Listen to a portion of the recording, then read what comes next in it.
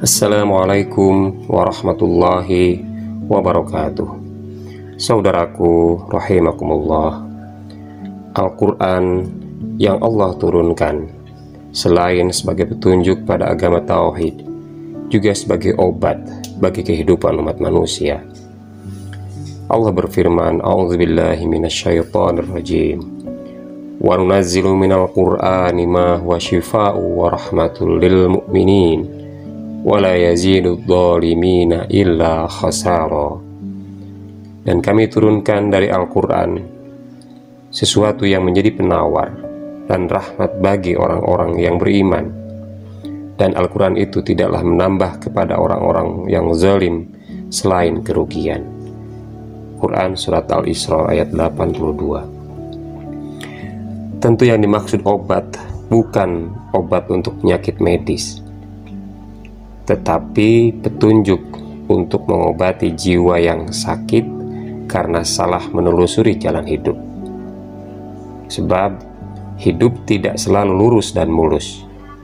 Ada banyak tekanan dan hambatan yang akan dilalui.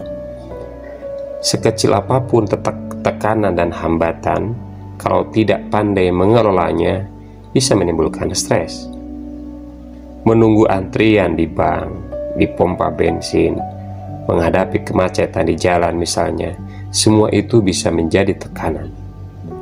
Maka untuk hal seperti itu, Al-Quran memberi resep agar kita bersabar. Kemudian diikuti dengan berdoa, karena doa mengandung energi positif yang bisa menguatkan kesabaran itu sendiri. Tekanan yang sampai membuat kita stres, akibatnya jiwa akan menjadi sakit. Tidak pandai mengendalikan diri, buruk sangka, gelisah, kecewa, dan lain-lain. Walau manusia diberi akal, intelek yang bisa menilai mana yang baik dan mana yang buruk, namun ketika keadaan jiwa tidak stabil, tidak akan membuahkan hasil yang positif dari kemampuan intelektualitas kita itu. Karena yang menyumbangkan kesuksesan hidup, kebahagiaan dan kelapangan hidup bukan inteleknya, tetapi kendali emosi jiwanya.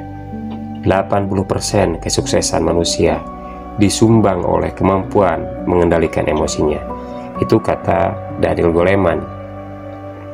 Tidak sedikit orang yang hidupnya terjebak pada bayang-bayang orang lain, menganggap orang lain lebih enak, lebih sukses, dan lebih bahagia daripada dirinya sendiri. Dalam bahasa Jawa disebut dengan istilah wang sinawang, yang menjadi ukuran biasanya harta benda, pangkat, jabatan, dan kedudukan. Hal itu juga bisa menimbulkan tekanan hidup. Kalau keseringan, bisa menimbulkan penyakit dalam hati. Hati dan jiwanya tidak akan terasa tenang, sehingga hidupnya akan terasa sempit. Dalam Al-Quran yang semacam itu termasuk kategori orang yang tidak bersyukur. Sedangkan orang yang bersyukur adalah orang yang rela menerima dan tulus dalam menggunakan rizki dan nikmat Allah yang telah diberikan kepadanya di jalan yang tepat. Keikhlasan menerima membuat jiwa kita menjadi tenang dan lapang. Orang yang sehat jiwanya, lapang dan tenang, walau fasilitas hidup sederhana, tidak akan mengurangi kadar kebahagiaannya. Bahkan akan terus bertambah kebahagiaannya, sebagaimana janji Allah, wa id ta'azzana rabbukum la in syakartum la azidannakum wa la in kafartum inna azabi lasyadid. Dan ingatlah juga tatkala Tuhanmu memaklumkan, sesungguhnya jika kamu bersyukur, pasti kami akan menambah nikmat kepadamu, dan jika kamu mengingkari nikmatku, maka sesungguhnya azabku sangat pedih.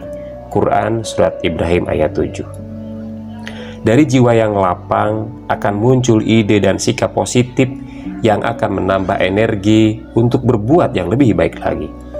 Jika sesekali mengalami keadaan yang benar-benar terjepit, sehingga hati merasa tidak tentram, maka bacalah Al-Quran. Setelah membacanya, yang diikuti dengan penghayatan, pelan-pelan insya Allah hati akan kembali merasa tenang, jiwa terasa lapang, dan pikiran pun menjadi jernih kembali. sehingga kalau dibaca menjelang tidur akan segera tertidur pulas dalam harap mendapat perlindungan dan rahmat dari Allah Subhanahu wa Ta'ala.